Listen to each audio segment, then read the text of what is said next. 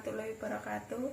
Perkenalkan, nama saya Sukma Melati Nurisa Fitri, NIM 172111413, absen 39.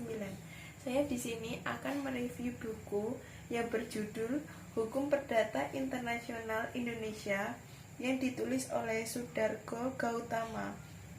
Buku ini merupakan buku kelima, jilid kedua, bagian 4. Identitas buku.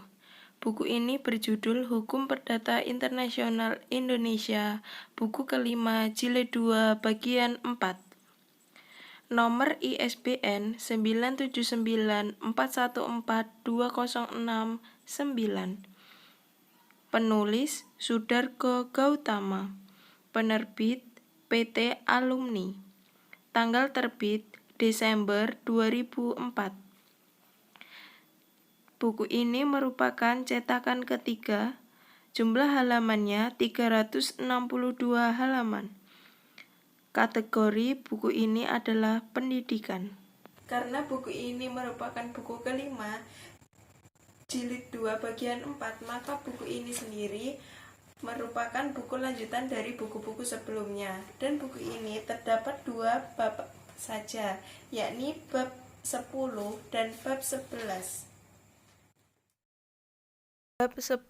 Pilihan hukum. Pada topik pertama membahas mengenai contoh-contoh yang disajikan yang dimasukkan untuk memberikan lukisan jelas daripada masalah pilihan hukum tersebut, sehingga telah dipilih contoh-contoh dari praktek sehari-hari.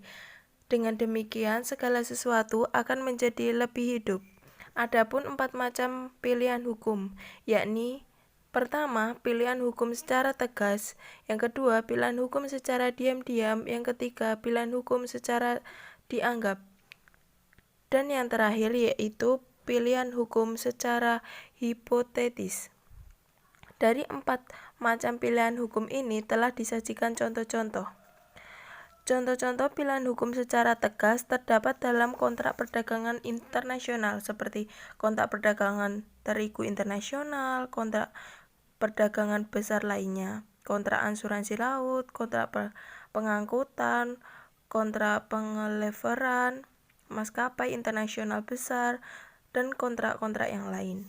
Pilihan hukum secara diam-diam bahwa membawa lebih banyak persoalan dan keraguan-keraguan daripada pilihan hukum secara tegas. Tetapi yang lebih banyak membawa keraguan-keraguan adalah pilihan hukum dianggap. Dan pada akhirnya pilihan hukum hipotesis sesungguhnya sama sekali bukan merupakan pilihan hukum oleh para pihak, melainkan hanya pilihan hukum oleh hakim. Hakim justru menciptakan kehendak para pihak yang fiktif dan hipotesis jika ternyata para pihak tidak melakukan pilihan hukum.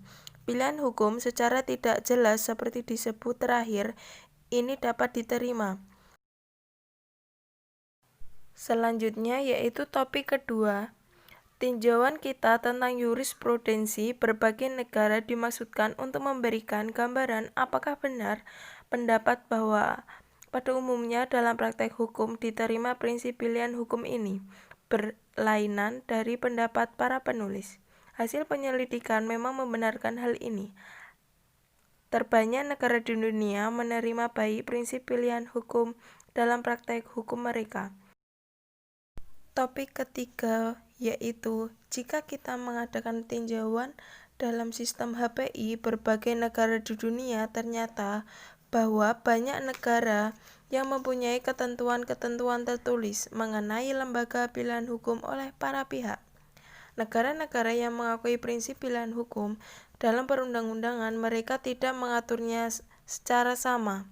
Ada yang mengakuinya secara luas, ada pula yang mengakuinya yang mengadakan pembatasan-pembatasan tertentu.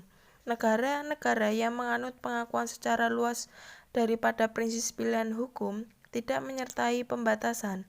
Para pihak bebas untuk melakukan pilihan hukum manapun saja yang mereka sukai. Bahkan ada negara yang tidak membatasinya semata-mata kepada bidang hukum kontrak. Tetapi, sebaliknya ada juga negara-negara yang melakukan pembatasan sedemikian rupa hingga sifat kebebasan hampir hilang sama sekali.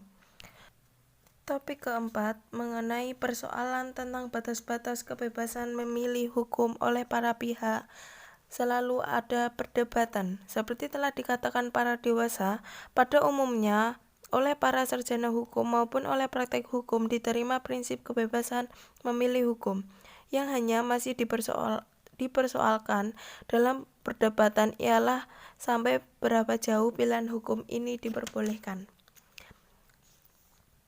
Apakah perlu dibuka pintu selebar-lebarnya hingga pilihan hukum diperbolehkan seluas-luasnya atau justru dikekang oleh batas-batas sempit? Hanya konsepsi yang mengenal batas-batas tertentu dari pilihan hukum adalah menurut hemat kami dapat diterima. Hal ini adalah sesuai pula dengan konsepsi pilihan hukum yang dianut oleh sistem HPI negara-negara sosialis.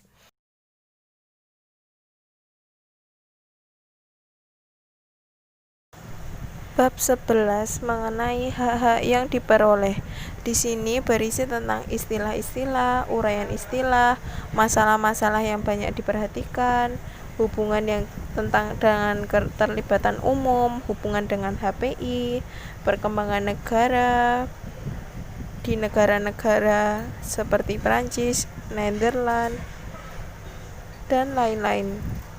Dan di bagian terakhir terdapat daftar bacaan, daftar keputusan-keputusan, daftar perundang-undangan, dan daftar nama dan hal-hal. Terima kasih.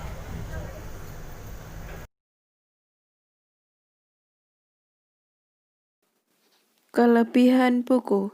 Yang pertama, semua materi pada setiap bab buku ini ditulis secara terperinci dan lengkap. Yang kedua, materi pada buku ini ditulis berdasar gagasan yang dapat dipercaya dari para pihak di bidang hukum perdata internasional. Dan pada setiap pengutipan terdapat footnote dan diberi keterangan. Ditambah pada bagian daftar pustaka terdapat seperti glosarium atau hal-hal mengenai buku HPI. Selanjutnya yaitu kekurangan buku. Pada buku ini ada beberapa kata-kata yang sulit dimengerti dan tidak terindeks pada bagian indeks. Yang kedua, pada beberapa bagian ada bahasa yang digunakan adalah bahasa yang sangat tinggi sehingga kurang memberi pemahaman bagi pembaca, khususnya bagi pemula seperti kami, para mahasiswa yang sebelumnya belum pernah mempelajari tentang HPI, sehingga pada beberapa bagian pesan atau materi yang penulis sampaikan tidak tercerna sepenuhnya. Sekian review buku dari saya, semoga bermanfaat. Wassalamualaikum warahmatullahi wabarakatuh.